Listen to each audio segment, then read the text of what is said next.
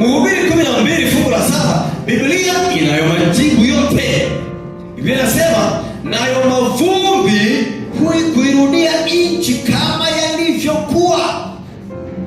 Na ndio maana mtu akifa anazikwa, anarudi mavumbini, maana huko ndiko alikofanya nini?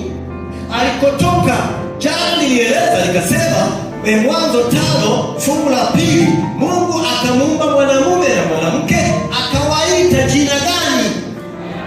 Adamu. Na nikasema Adamu inamaanisha kwamba hao wametokana na asili moja inayoitwa Adama, na hiyo Adama nikaeleza ni nini? Ni udongo. Kwa lugha gani? Kiebrania. Agano la kale ni Kiebrania, Agano Jipya ni Kigiriki. Kwa hiyo wanaitwa Adamu kwa sababu wametokana na udongo, ambao udongo kwa Kiebrania ni Adama. Ndio maana mwanamke ni Adamu, mwanamume ni Adamu, na Mungu ndiye aliyewapa jina hilo, na aliwaita akiwajulisha kabisa kwamba be informed from now on you are from mavumbi ya ardhi. Ndio maana unaitwa Adamu.